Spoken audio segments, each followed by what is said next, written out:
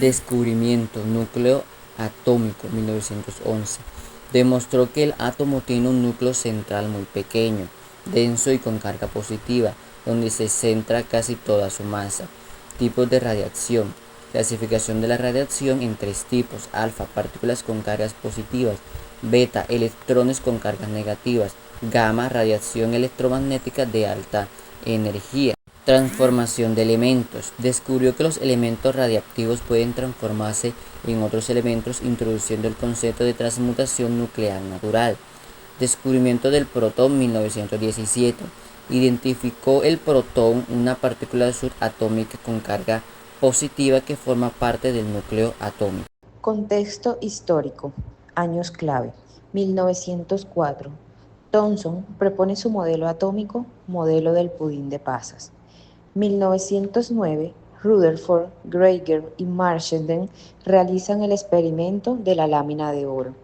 En 1911, Rutherford propone su modelo atómico nuclear. Científicos clave. Tom Johnson propuso su modelo con carga positiva distribuida y electrones incrustados. Ernest Rutherford descubrió el núcleo atómico al interpretar los resultados del experimento. Hans Geiger y Ernest Marsden ejecutaron el experimento que desafió el modelo de Thomson. Problemas que buscaban resolver. El modelo de Thomson no solo explicaba la desviación de partículas alfa, se desconocía cómo estaban distribuidas las cargas dentro del átomo. Los resultados del experimento mostraban que debía existir una concentración de masa y carga positiva en el punto, el núcleo. Hola, muy buenas tardes, mi nombre es Indira Ariza y hoy les voy a hablar sobre los postulados del modelo atómico de Rutherford, también conocido como el modelo nuclear del átomo. Como primera idea, Rutherford propuso que el átomo tiene un núcleo central muy pequeño y denso, con cargas positivas, donde se concentra casi toda su masa. En segundo, dijo que los electrones giran alrededor del núcleo en trayectorias circulares parecidos a los planetas girando alrededor del Sol. Como tercero, planteó que la mayor parte del átomo está vacía, lo que explica por qué la mayoría de las partículas alfa podrían atravesarlo sin desviarse. Por cuarto y último, señaló que las cargas positivas del núcleo se equilibran con la carga negativa de los electrones, haciendo que el átomo sea eléctricamente neutro. En resumen, Rutherford descubrió que el átomo no es masa sólida, sino un espacio casi vacío con un núcleo en el centro y electrones moviéndose alrededor de ello.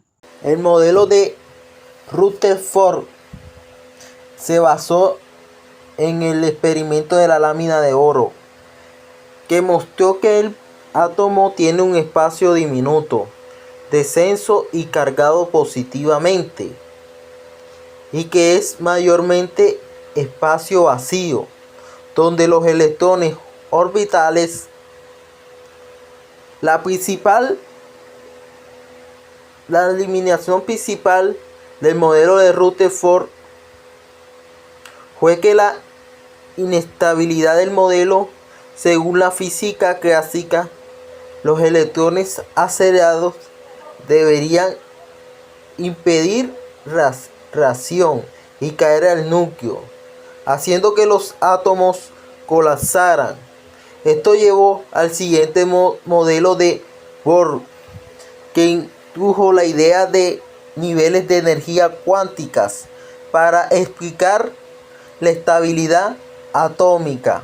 Bueno, en esta parte les voy a explicar la evidencia experimental que sustentó el modelo de Rutherford. El experimento de la lámina de oro: al bombardear una fina lámina de oro con partículas alfa cargadas positivamente, Rutherford observó que la mayoría de las partículas atravesaban la lámina sin desviarse, pero unas pocas eran desviadas en un ángulo grande e incluso algunas rebotaban.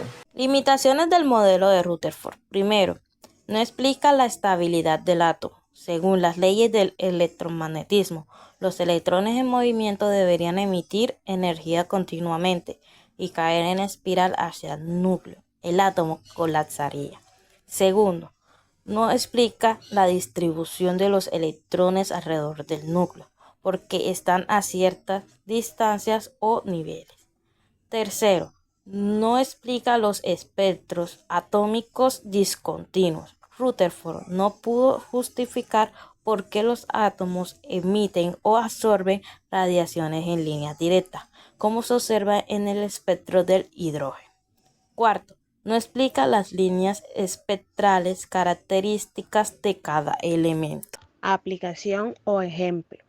El modelo de Rutherford permitió explicar los resultados del experimento de disposición de partículas alfas y sentó la base para el modelo posterior de Bohr, que explicó cómo se organizan los elementos de niveles de energía. En la primera imagen podemos observar los electrones, que son las cargas negativas, los protones, que son cargas positivas, y los neutros, que serían en este caso los de color amarillo.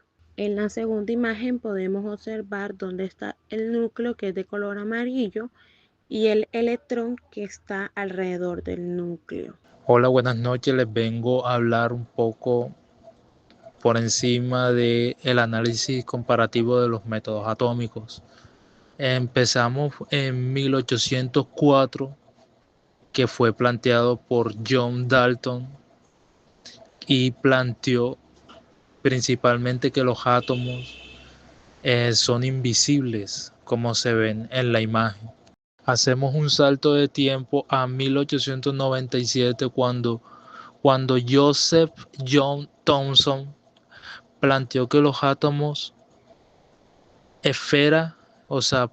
poseen esferas positivas con electrones negativos. Saltamos a 1911, cuando Ernest Rutherford planteó que tienen un núcleo central con electrones orbitando el núcleo. Llegamos a 1913, cuando Niels Bohr planteó que los electrones orbitantes en niveles energéticos. Y finalmente llegamos a 1926, cuando Edwin Schrödinger planteó la distribución de electrones a niveles energéticos. Conclusión sobre el núcleo. El hecho de que algunas partículas rebotaran en un ángulo casi opuesto a la dirección inicial solo podía explicarse si el átomo tenía una pequeña región central densa y con carga positiva, que actúa como un núcleo. Conclusión sobre el espacio vacío. La mayoría de las partículas atravesaban la lámina sin desviarse, lo que indicaba que la mayor parte del átomo es espacio vacío. Modelo paritario. Rutherford comparó el átomo con un sistema solar, donde los electrones eran los planetas, giraban alrededor del núcleo, y el núcleo era el Sol. Muchas gracias.